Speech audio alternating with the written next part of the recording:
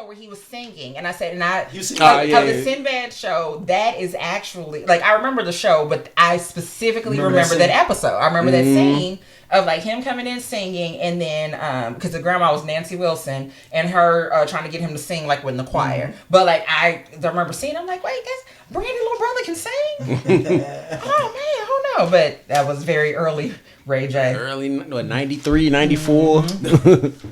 All right, we're going to start a new segment where we're going to re-review, and go back to check out albums from the 90s. This week, we're going to be checking out Above the Rim soundtrack.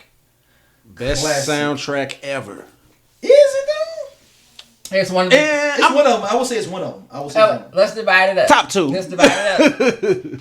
Because you have hip-hop soundtracks, you have R&B soundtracks. Okay. All right, so let's divide it up. All right, because now, all right, definitely hip hop is number one because I think Boomerang's the best. Right. So I knew you were gonna say that, so that's why I said we got to divide it up because otherwise it gets a little ugly.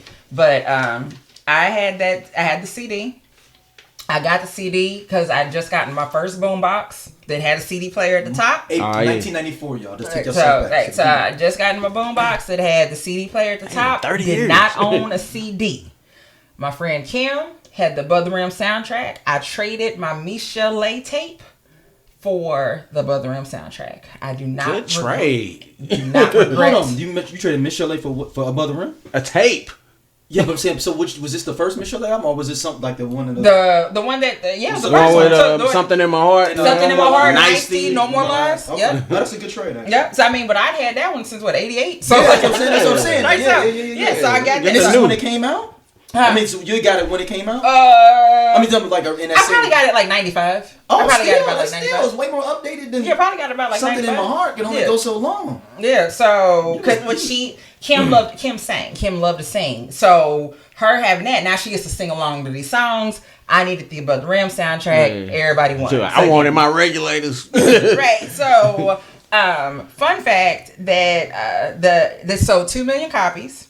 And it won Soundtrack of the Year at the 95 Source Awards. Also different. Everything leads back to the 95 Source Awards. Yeah, they need Remember that. Yeah, we need a doc on that. That's the documentary that needs to happen. Yeah, we need a doc on that one night. Multiple ones because 94, you have to cover 94 as well because 94 influences 95. Was that the first? Was 94 the first? 93 is the first one. 94 is the second one. 94 is Tupac's last one before that. But also, he bum rushes Tribe Called Quest on stage doing Out on Bill, but he did it on accident. Some stagehand told him, go on out and start your song, and Tribe was in the middle of performing. Damn. So now East Coast people are thinking, oh, you went out there and jumped out there while they doing their song.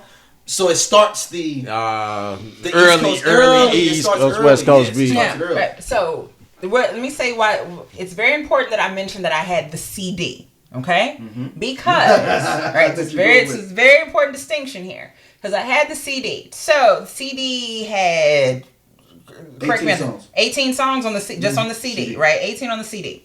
So I had listened to it backwards and forward, knew everything. Years and years later, I would somewhere and we're talking about the CD or talking about the soundtrack, and someone says, "Yeah, man, my favorite song on there is Pain by Tupac." I said, "There's no song by Tupac called Pain on the Above the Rim soundtrack." Yes, it is. No, the fuck it's not.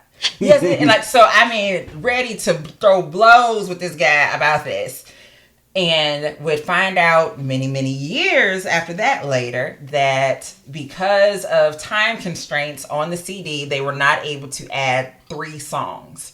One of those songs was "Pain" by Tupac. So when did you hear "Pain" first time then?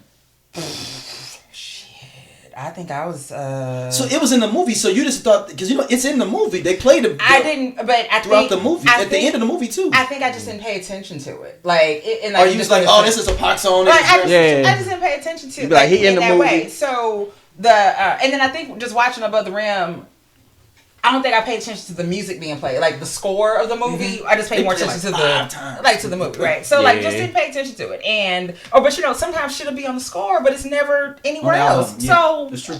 Just some trip. So, but like I said, find out that the cassette tape had those 3 songs that never made it to the CD. Now, if you go on Spotify or probably Apple Music, but now if you look up Above the Rim soundtrack, you can see the deluxe edition, and now that has Pain and the other 2 songs. But they also did some revisionist history on that. They put the remix on this album now. Not the original anything for SWV. So the one with Method Man and ODB. And I hate that version. The other version is not on the original version is not on the album. The album anymore. Well, so what I just listened to on Spotify, the extended version is wait a minute. No, yeah, no, I didn't. No, I didn't. No, I listened. I take that back. I listened to the whole thing because Sweet Sable came on right after that. So yeah, and then it was not the ODB mix. I hate the Wu-Tang version. Really? I hate the Wu-Tang version.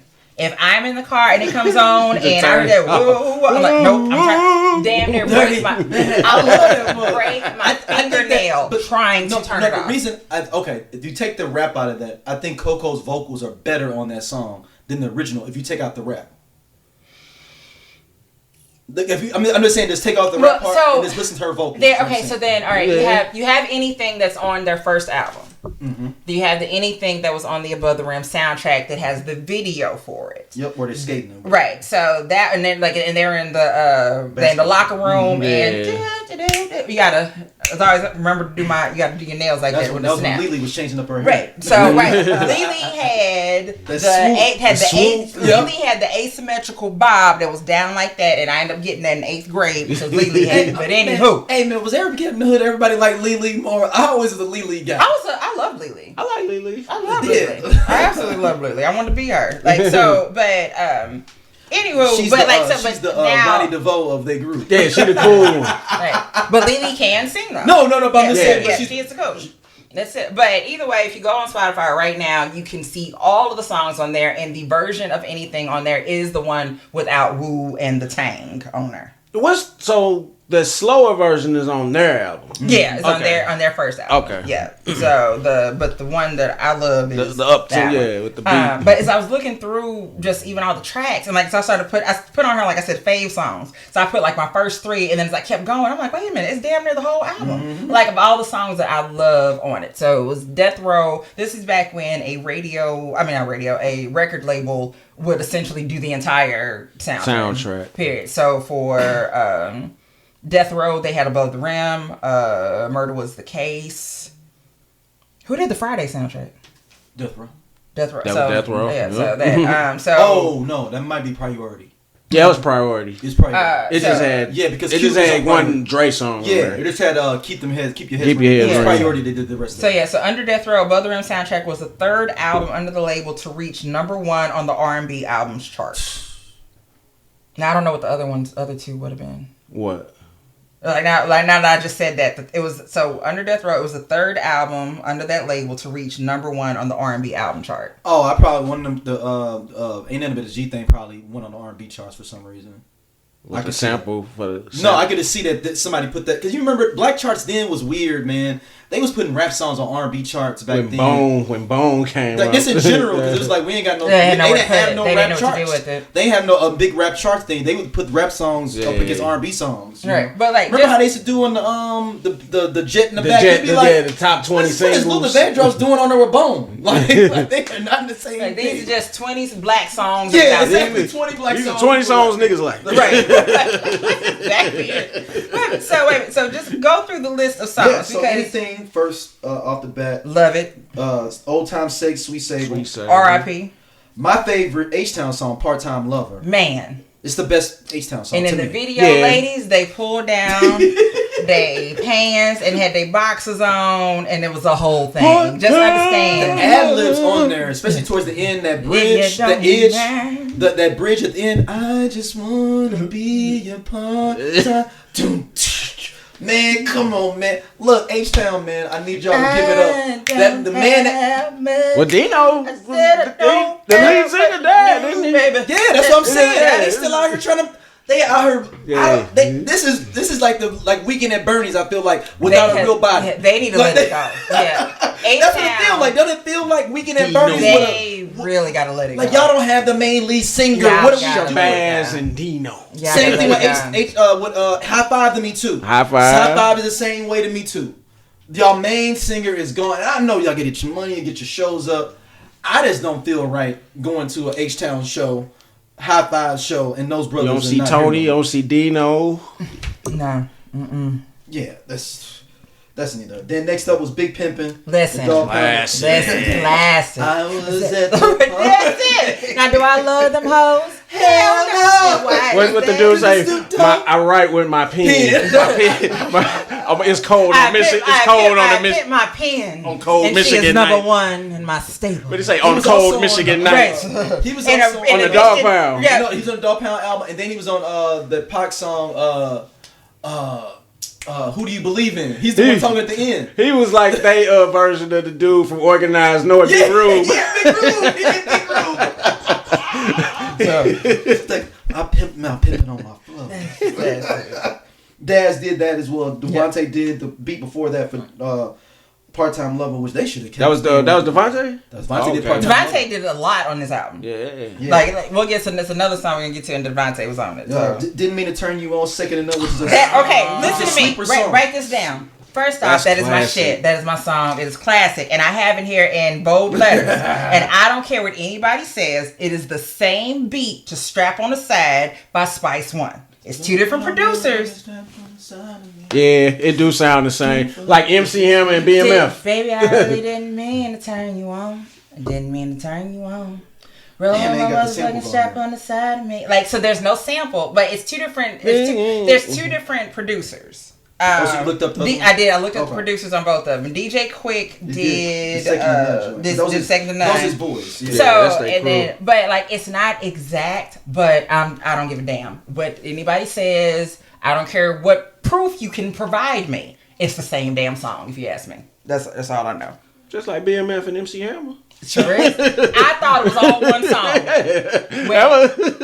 Listening to Teflon Dawn and MC Hammer is on, and then BMF comes on. So I'm like, damn, this song's still on. It's the same ass song. BMF and MC Hammer, same song. Didn't mean to turn you on, and Strap on the Side, same fucking song. I don't care.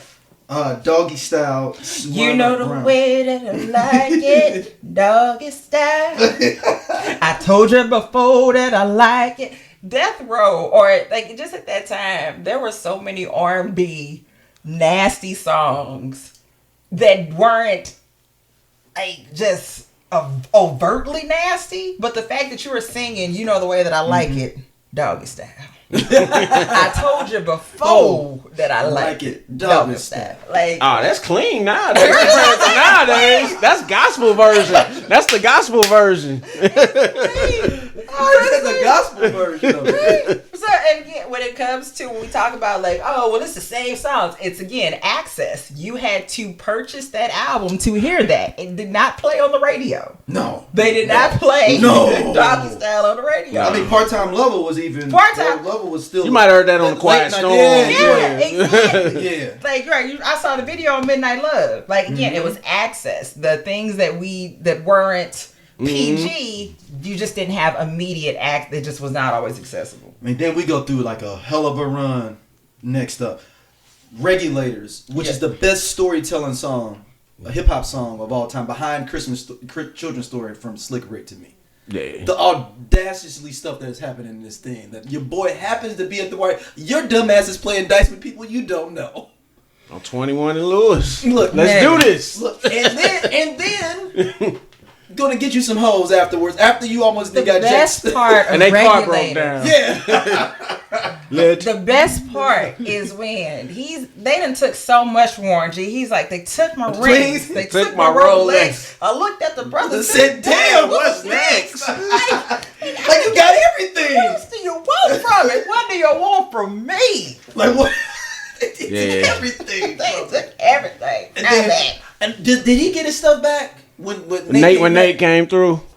I always wondered that. Is that part of like, he had to because they went to get the freaks. Yeah, and you can't get the freaks without no shine. Can't get the freaks without no shine. Yeah, unless he was bumming off Nate this whole time because they took everything else. They took his Rolex. They took his money. Nate came through and You know punked him for what? get my homie chain back. And give me your shit too. Then they probably actually ended up coming up. They probably robbed them. Like, that's how they was able to get the women and go to the hotel. They didn't say a motel. They said, did they say the motel? East Side Hotel. East Side. Hotel. I don't know. Was this like a holiday? I got a car full of girls and it's going real swell. It was. Yo, it wasn't like a red roof. No shout out to my Cali people, man. Y'all speak so proper, great English. Even on y'all music, it's like imperfect. I just want you. Somebody can really finna kill you. Like, yo, you a straight buster player. We finna fucking blow your shit back. Like, you be like, where did your grandmother stay? I'm like, y'all education system is amazing in California. I don't care. Look. Like, I was like looking for the accent, trying to find it. Like, okay, like you don't use pronounce every syllable, every R, everything. Like, dang. And it's going real swell. The next stop is next up, Tupac will pour out a little liquor with Thug Life. Mm-hmm. This song was always weird to me because it's really just a Tupac song, but then he threw Thug Life in the background in the music video. And because it's on. And it's but on it's his song. It went on Thug Life album. It's on the Thug Life album too. Yeah. I like that album. I actually do love that. That's the one with Cradle to the Grave, and the song with what's the girl group? YNV.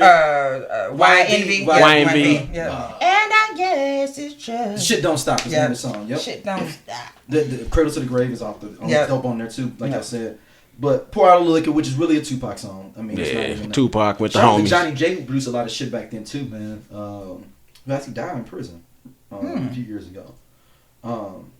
Going to Give It to You, Jewel, featuring Aaron Hall. Rest in peace, Jewel too. She just passed a year or two ago. That's who passed away, not Sable. Okay. Sorry, I said R.I.P. to Sable. No, Jewel is who passed away. My bad. I wanted to be Jewel. Didn't she remake Woman to Woman? Yep, she did. That's on the Murder Was the Case soundtrack. It was. Then next up, where we all got introduced to Rage, Afro Puffs. Yes. Which is bangs to this day still. And shout out to Rage. I heard she's supposed to be playing Miss Cleo in the movie in the biopic. I thought you said it was somebody else. I read it maybe Rage. But when we talked about the Cleo, I thought you said who it was. Was it Lady Rage?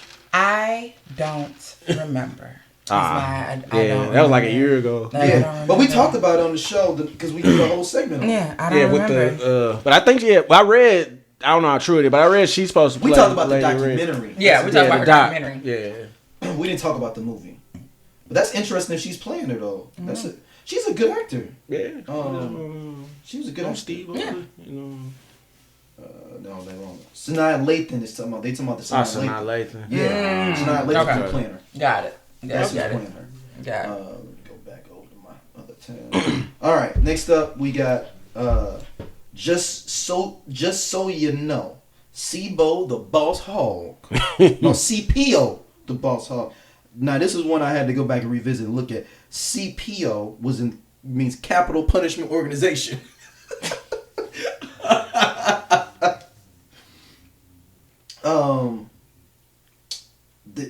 I don't even know why somebody interviewed him in 2016. I didn't even think he could be interviewed here. But he stated that George Clinton, Prince, Barry White, Michael Jackson, and the Jackson 5 were his musical influences. This is actually great PR because somebody actually created him a whole Wikipedia off of one song. Yeah. Because that's the only song I've ever heard him on is that song. Let's see what's the dude just going to another soundtrack of Players Club, Pressure, Splacker Valley. Yeah. Hey, somebody needs to do a deep dive on where Pressure is. SPLA. Oh, he's dead too, though, man. Rest in peace to CPO. He just died in 2022. Congestive heart failure. So that must be his daughter that did that because they said his daughter's 21. Okay. All right, next up. Hoochies need love too. So you tripping because I'm a little rougher than you used to? Like, listen. Hoochies need love too. Like, you come in harmonizing. Hoochies need love too. Wait a minute, what? What? I love that song. It's just the audacity of it. Hoochie. Hoochies need love Hoochie too. mamas. Like, Okay. Well, These are all. I'm not gonna all, argue with you, man. Who she's named Love? But this is all in the vein of like this is like that Smooth, the rapper Smooth. We talked about her before because this is all that kind of vein style, not in vain, hard sexual. Yeah. But like the voice complexions, that there's like that all that same style. It was like all of them sounded the same. It was like a real kind of rigid time in like the '94. Smooth, Sweet Sable, like all of them had that same cadence kind of style. I'm Still in Love with You, I'll Be Sure. Oh yeah, I forgot about that. He redid that. He did a great remake of that.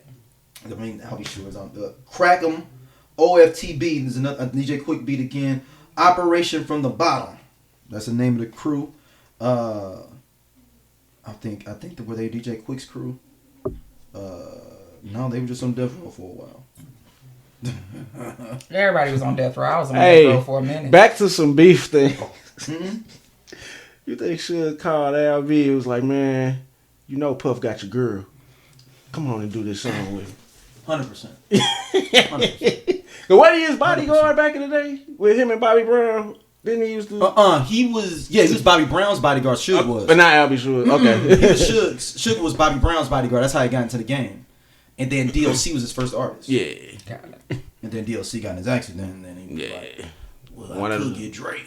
The biggest what ifs. Well, no, I think DLC was like, "Dude, I'm making more money with a fucked up voice than I was over at with Easy and them." The dog. Next up, you bring the dog out. Rhythm and You bring it literally starts off with the dog barking. Like I'm not. They don't have anything for me to click on. People ever get anything. You bring the dog out. It's nothing to say.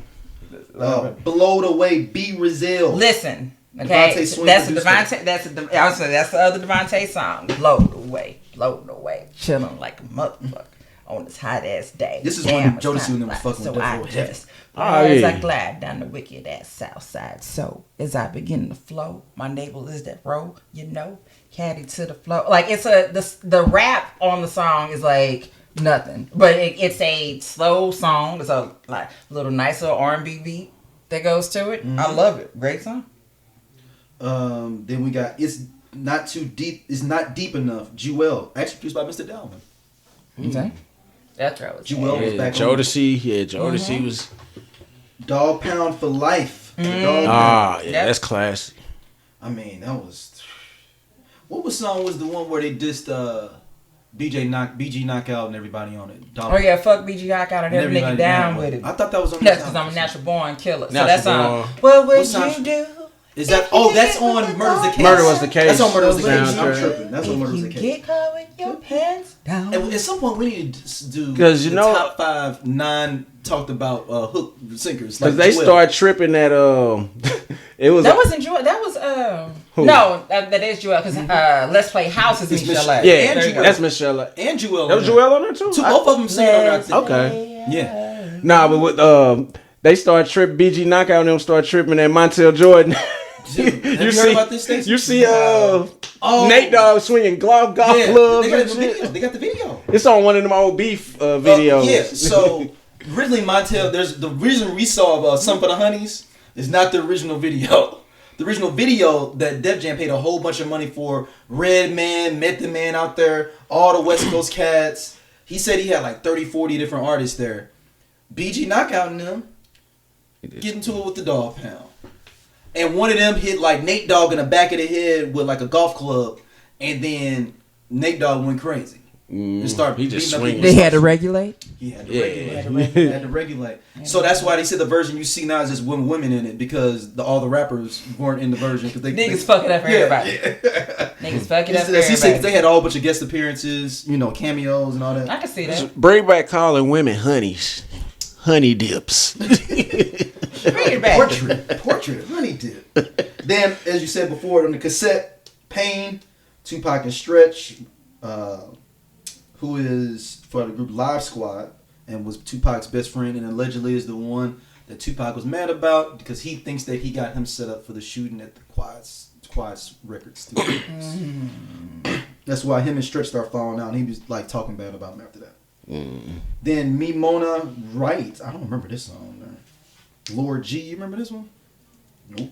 Nah, it's ones you skip. Loyal to the Game. I think these have been at Loyal to the Game, Tupac, Tretch, and the Riddler. I don't remember. I know that version that's on the Tupac Loyal to the Game album, but I don't remember this one. So some of our listeners that had that tape, I just remember we used to play Pain and then stop playing. Yeah, just go That's what I'm on. saying. Like, so the fact that there were 2 extra songs that I learned about today, I didn't know that they existed. Yeah, Pain. Because like I said, I ended up hearing Pain, but I think by the time I heard Pain, it was during the LimeWire era. Like, oh, wow. it was. Damn. Let me say this. So the conversation happened.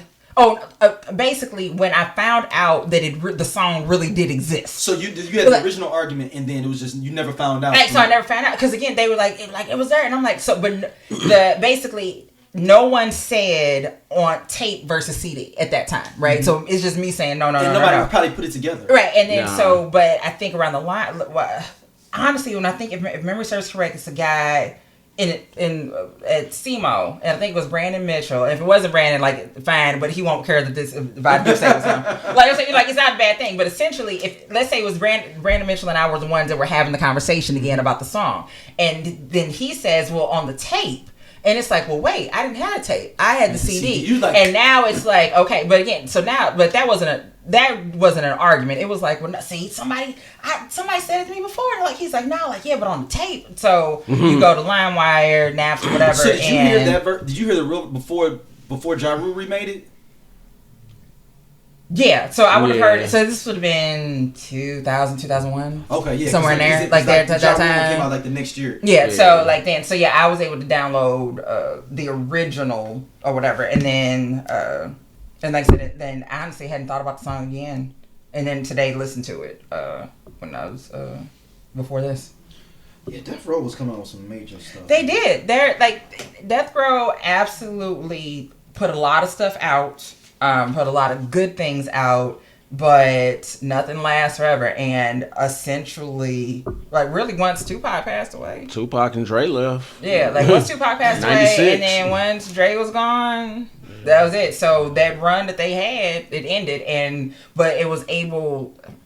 It basically kind of took the hold off of the West Coast, like 'cause the West Coast was running stuff. So that's when it went to the South. Like essentially, it went to the South. That's. Yeah, literally what the fuck happened. So Tupac died 96. So we had the 95 Source Wars right before that. The South we knew had something to say, but that opened up that door for the South. So not necessarily Atlanta, but that gave us the No Limit era, which brought in the Cash Money era, and then when did New York get it back, or did they? No, they ain't got it back. Yeah, they did. Well, what? Yeah, late 90s, 98? I say mid 90s. Wu-Tang, Nas, Biggie was like they was coming back hard. What we talking about? Like after when Pac died, like from 96. Oh, they had it from like 97. Like the DMX, Jay-Z era. 97, 99. 98. I gave them 2 years, and then after that, the South had it since 2000. Hey, this cool ass Scott from the I Love 90s Music Podcast. Hit that subscribe button right now. Like it. On the SOLC Network. You finna get all the real deal on the 90s, the 2000s, and the splash of that 80s. Do it right now, man. And I'll be your friend.